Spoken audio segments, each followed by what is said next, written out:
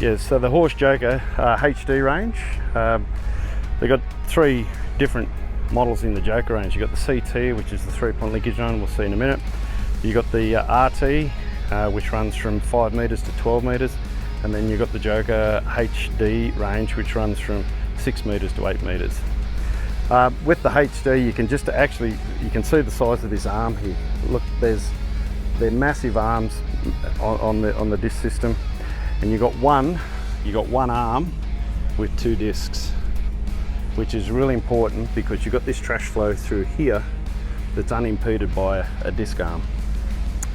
So rubber torsion system here, 40 centimetres wide, so very wide contact area for your torsion rubbers.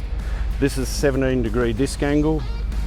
They're very good for trash flow and full cutout. Once again, grease for life bearings in there, and they've been exceptional. These are 62 centimetre compared to the 68 on the Tiger.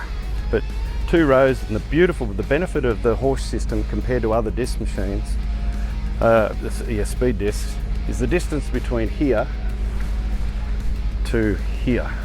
So the distance between your front row and your back row of discs is very critical. A lot of other machines, this distance is shorter, so what happens when you get to speed, your actual trash is getting cut by the front discs and then thrown into your back discs.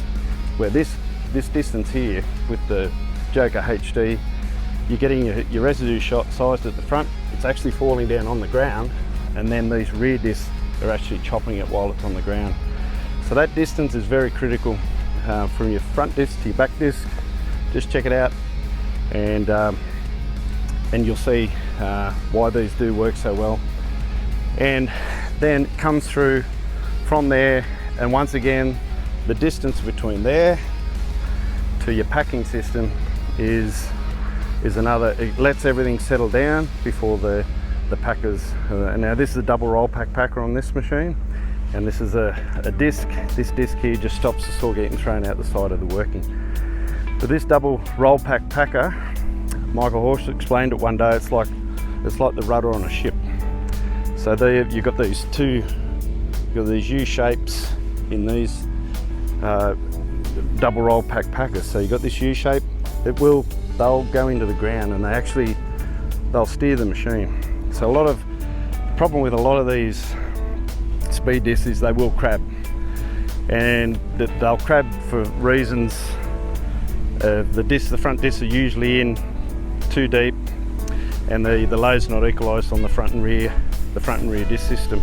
This does alleviate. It helps with this, with the acting like a rudder, but you still have to be mindful in certain soil conditions to come out and make some adjustments. You might have to put the back row disc in a bit deeper than the front, but you've got the ability to do that on this machine. Another good thing is these transport wheels don't come down into the ground when you're turning around at a headland, so they stay up all the time. The machine lifts up, it just rolls around on this packer. This packer comes off the ground, so you're not screwing around and getting berms on the end of your headlands, but your wheels don't come down, so you're not getting compacted headlands from wheel assemblies coming down into the working. But once again, you can see this engineering. Just have a look at this engineering here. Like, this is cut and that fits over this piece of steel here. That joint, it's, I think, correct me wrong, but I think it's around 45 times stronger than an actual fish plate joint. So there's a lot of engineering in this, and we have very good frame integrity on all these machines. That's how you adjust your digging depth. Is the 1, 2, 3, 4 cylinders across the back, colour-coded clips once again. So those colour-coded clips across the back on 4, and there's you got the front ram on the front of the machine as well. What you do here, so these colour-coded clips, all you got to do is put them in and out.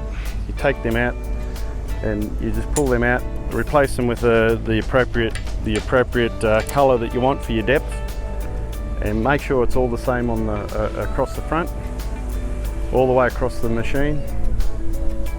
And again, 3 metre transport width.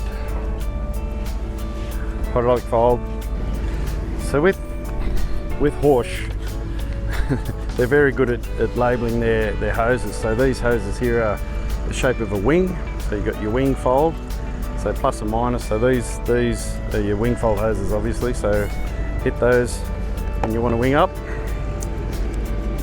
These are your up and down hoses. So once again, simple arrow up and down, plus and minus. That's what you use for your when you're lifting your headlamps, is up and down.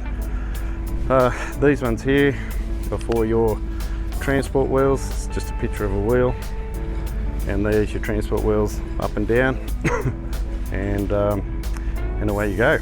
But this one here, this is probably the most important hose on the whole machine. This one here, I get so many phone calls. Machine won't lift, or it won't lift up all the way. That one there, it's on its own. It hasn't got a mate. That's the one hose that does have to go into float. So you put that into float, the machine will work. It'll lift up and down all the time. If you haven't got that in float, it deadheads the cylinder here and you won't be able to lift the machine up to its fullest height. So very important to get that one in float.